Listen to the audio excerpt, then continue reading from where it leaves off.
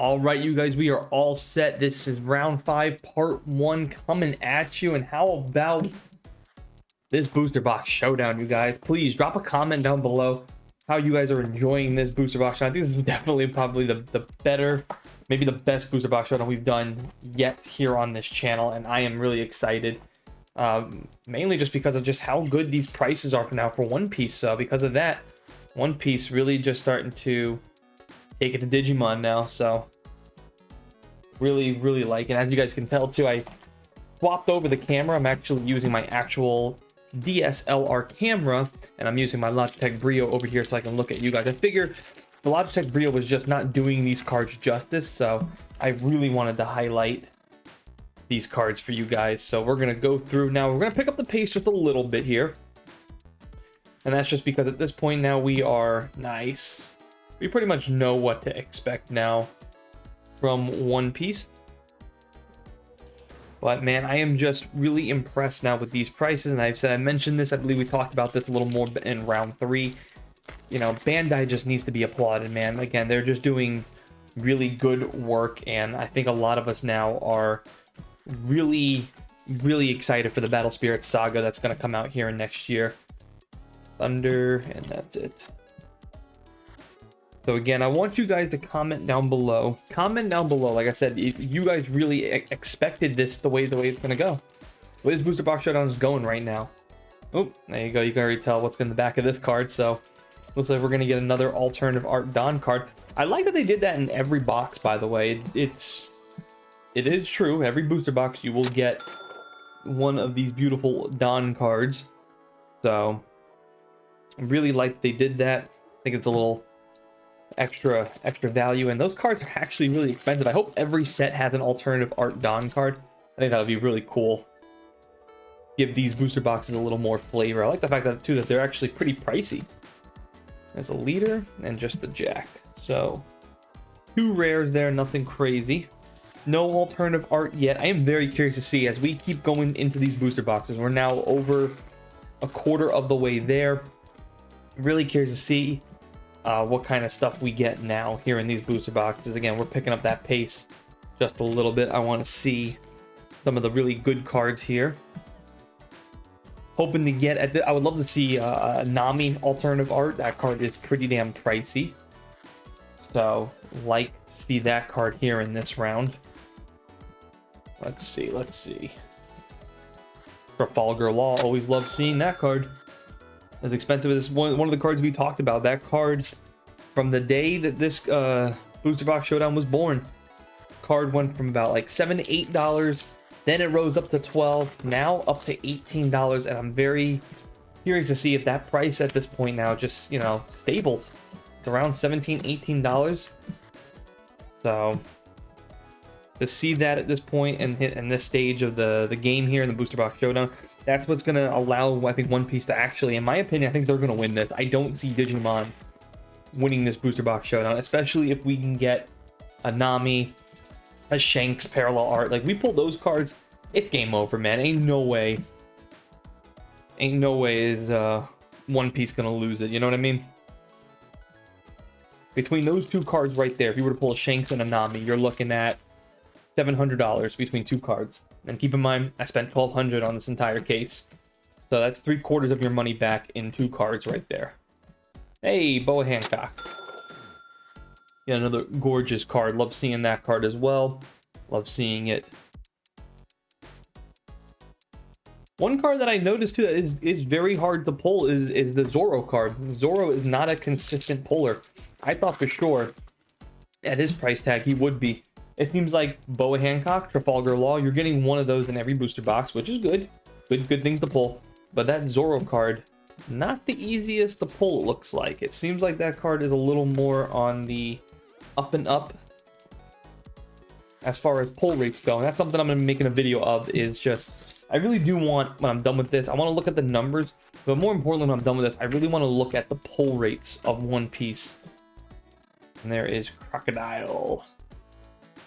Nice card there. Let me know too how you guys are liking this, you know, camera view a little bit better for you guys after I swapped out the cameras. I figure this is my more high definition camera. I figure like you guys can really get to see the cards in all of its glory. I wish I had done this a little sooner, honestly. I don't know what I was thinking there. So, we are done with the right side of the booster box, and we are now going to be working on the left side. Interesting fact here. No alternative arts, except, of course, if you were taking into consideration the Don card. The Don card was an alternative art, but no alternative arts on the right side. So let's see if that means we're in store for something really big here, guys.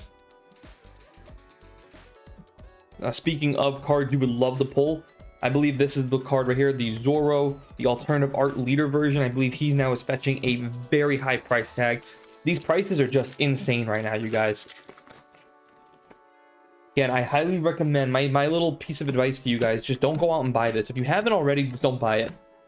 Wait till the next set comes out. There, hey, look at that. Finally, we pull him. So between Trafalgar Law and this guy, you're already looking at just about under $40, or even at 40 bucks. Very good card to pull there. And seeing just like that, you're almost at the halfway point in just 2 cards. And we still haven't even pulled an alternative art. This is what I'm saying. Like, I really did not anticipate this happening, and I should have, because this is just like Digimon 1.0. Very, very similar here to how Digimon bursted onto the scene with 1.0, 1.5. That was actually called the Release Special Booster Box. And Digimon was just like that, you know, the prices were very high, and but the prices on the inside, you know, the cards that are worth, they were very high as well, and you can easily see you can make back your money. Oh, our second Jack. Really, really nice card there. I mean, again, the artwork here is a very good combination of both Dragon Ball Super and Digimon. So they do a very good job with their artwork. And that's something that, you know, they'll sucker you right in, that's for sure. Alright. So there's one alternative art. Let's see if we can get like a secret rare alternative art. Love to see that right now. Nope, UT. Another thing too, you guys also got to look at too. Look at the rares and some of their pricing. Like there's a couple of rares that are like $2, $3, $1.50. That's also really, really good. That's something you just love to see. I don't want this one. Don't want that one. Come on. Could have given me a Dracule or something. Or give me a King. Alright. So we're one alternative art in. Let's see what our second alternative art is for this booster box. I'm hoping that's something they also stick with going forward. Two alternative arts in every booster box, I think is right. That's what it should be. Hopefully they don't go away from that. Hopefully when they do something like what Digimon does when they're shorter sets, they put 3 alternative arts in every booster box. I would love to see that going forward as well. Hopefully Digimon can do it first, and hopefully they can get a good idea if the fans actually like that, and if it's not affecting their prices too much or their bottom line, their bottom dollar. Because of course everything is always surrounded by the idea of just you got to make money. You know, the company's got to make money too, right? So hopefully that, you know, going forward, that's something they can do. They can take a look at 3 alternative arts, especially if you're gonna have all these rares, uncommons, leader cards. Hey, look at that. There's King. Looking really good there. It's also another good card to pull. Another card too that also saw its price tag go up, right? In the beginning, I believe that card was like 98 cents, then it was like $1.50. I believe now it's sitting at $3. So even though it's something like that, as small as that, just kind of showed you where we're going with the prices right now. And that's huge.